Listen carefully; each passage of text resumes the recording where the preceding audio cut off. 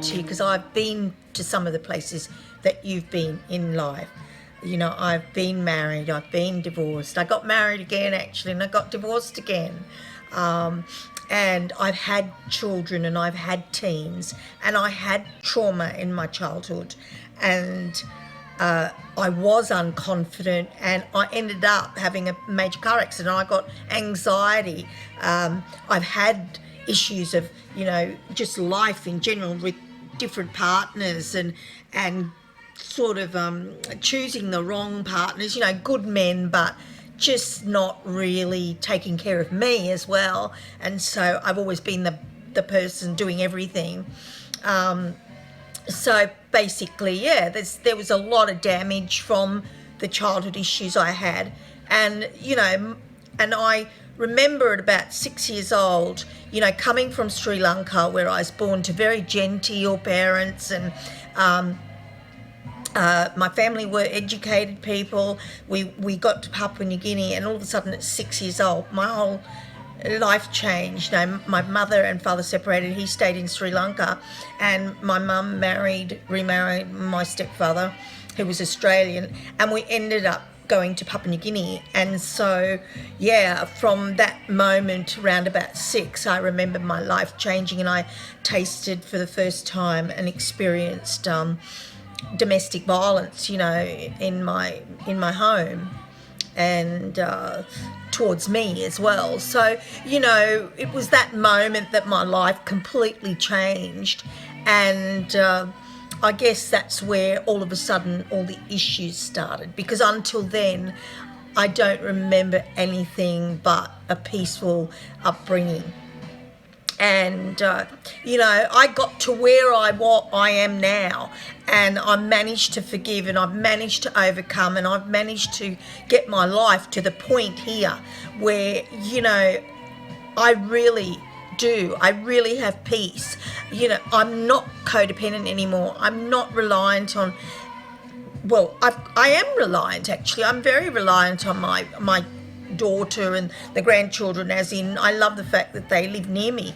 However, I'm no longer codependent. I don't need a partner to make me happy, and that's a great thing. And I know a lot of women, and I understand, you know, if you're a woman out there who's you know, separated, whether it was your choice or not, it is extremely hard. And a man, I must include the guys here as well. So it's very, very, very hard to suddenly be alone when you're used to having someone 24/7.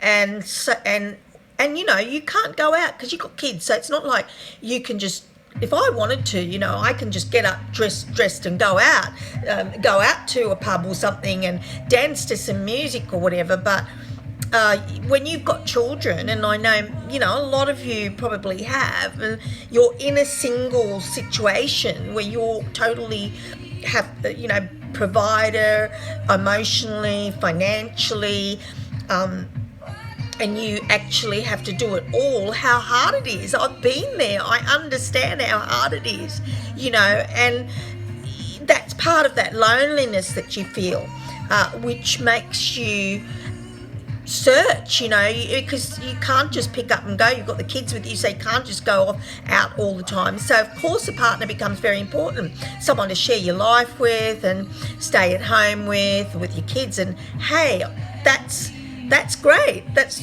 you know, what once you've got a family, you probably do stay at home and you do those things, and that's great. But the thing is, there's a lot of lonely people out there because their relationships break up, and I think this is something I give to you. It was the day that I started putting my self-worth that was so damaged from what had happened to me. I started to believe in myself, and I started to realise, you know, I'm a damn good catch, buddy. Okay, so it took a long time, and that's what, you know, you beautiful people out there, you know, don't jump, don't race into something that might break up in 2 or 3 years, because it's not just you, it's your kids as well. And with each relationship, you know, there's a bit of damage, and then damage more and more damage. And, you know, I mean, I spent 7 months with a guy that actually went berserk. You know, he was an absolute crazy maniac, and I got rid of him really fast. But you know, all my other partners have been, you know, good men and never violent, never abusive and that. But, you know, in a different way, I didn't feel that I think there was two relationships, the father of my children and another man, the second marriage that I had. But never really feeling like cherished, nurtured, considered when you're tired and with the kids, and someone else just goes, sweetheart, you know. And I did have that in my second marriage, especially, as a very good man, you know. But we made mistakes, and we both made mistakes, and so that dissolved, okay. But in the process, it also hurt my children. They'd already, you know, I'd left their father, and now I'm leaving this guy who they got really attached to because he was a good man. And you know, it's really important. And when I look at that second marriage, we had some things in common, but really, I'm a conversationalist. I like people talking a lot, and I think that miscommunication, because he was absolutely wonderful when he did open his mouth. I'd be like, yes, what else have you got to say? And that was fantastic. But overall, you know, we probably weren't as intellectually and emotionally suited, or probably emotionally, just not in some ways intellectually. And he was very, very quiet and very, very smart, and I was very, very smart, very, very talkative. So opposites, you know, complete opposites in that way. So be mindful of what do you want in someone. You know, sit down and write a list, girls and men here out there, you know, women, and I'll call you girls, guys, I mean both of you. Write a list down. What are you looking for? And start valuing who you are. You know, that you are important, and it is important to have someone who's wanting to share the finances with you because you've got children at home. Someone who wants to spend time with you as a family, you know, and have opportunities with you and the children. So it's more important that you know what you want before you meet it. So to write a list is a great way of finding out what you really want in somebody, you know, and you need to put yourself up here a bit, and you need to also self-reflect and see how you are in relationships, because we often, I put something on narcissistic parents, you know, and quite often we may adopt some of those things from our parents, you know. Your mother might have been controlling, you could end up being controlling, or, you know, so have a good look within and go, you know, when he speaks and he has an opinion, do I cut him down? Or vice versa, or do I go, yes, darling, tell me all about it. So these are the things that, you know, you need to do. Self-reflect, find out where you've gone wrong in a relationship, and also that you look and go, well, what do I want in the next one? I don't want another breakup. How many breakups, you know, do you have? I had quite a few. Okay. So, yeah, just, you know, each time that breakup happens, you know, take something from you, and then you have to repair and you have to recover. So it's really important you choose wisely. And when you do meet that person, to just, you know, take your time to get to know them, because the first 3 months, everyone's like on their best behaviour. Oh, yes, darling, yes, I'll pull your chair out. I'll open the car door. Because, you know, you're out to impress. Of course you are. You know, you're going out on a date, and you want to look, and you're really attracted to each other. And that's the thing, you know, all these great hormones go, and suddenly you're having sex, and, you know, and all of a sudden he's moved in. Now, tell me out here, how many of you can honestly say to me, okay, make it comments, you know, how many times that's happened to you. You know, you all of a sudden, you know, make love, you know, which is not love really, because you haven't known them that long. And then all of a sudden you're madly in love, and that person moves in, and all of a sudden 3 years later you like look over and you think, I'm lying here with a stranger. And if that happens, you haven't got a lot in common and there's not a really loving, caring relationship. By the way, excuse the music. Sorry, as you can hear, I think it's Queen. Yeah, it's Queen. Yeah, my idol.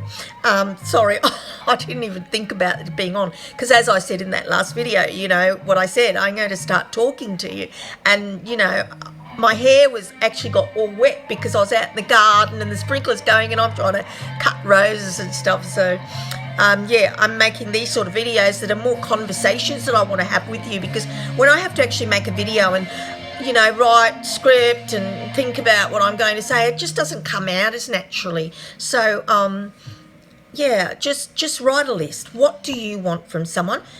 What are the things about you that you'd like to change? And you need to honestly self-reflect. You know, there's too many people, you can't really get them to see themselves clearly.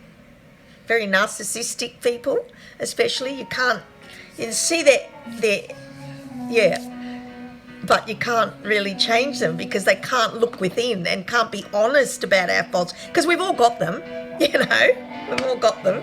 There's no shame about it, we're human. So I hope this helped you, and you know, just remember, you are beautiful, you are worth something, you have got something to offer. And if you've been battered and bruised as a child, whether it's been physical, domestic violence, sexual abuse, or even just like I put that up, narcissistic kind of parents, or parents that got into trouble themselves, and you know, drugs, taking drugs, too many drugs, and not taking care of you. I mean, there's a range of issues.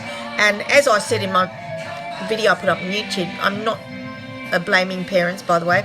I definitely blame people who sexually abuse their children, and people who are really, really violent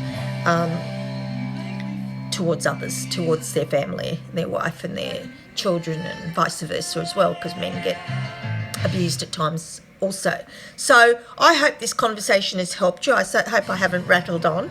Sometimes it's really hard. I kind of look for the likes, and there's been 18 videos, maybe one like, and I'm not sure how much you're getting out of it, if I'm really valuable to you. So if you do like this, it would be really appreciated, so that I know it's not about me going, oh, I'm so marvellous, or like you know, people are actually getting something out of my videos. Write a list, put yourself up here, self-reflect, choose wisely, get to know somebody really well before you decide to move them in, and with your children as well, because you need to protect them as well. Okay, bye everybody. Have a lovely night. I'm about to go and cook dinner, because I've been working all day, and then I came in and did whatever and unpacked the car and threw the hose on the garden. So that's why I came, and I just thought, you know what, I'm just going to have conversations with these folk there on my group page and not worry that I've always got to be all dolled up. Okay, take care, lovelies. See you next time. Bye. Bye for now.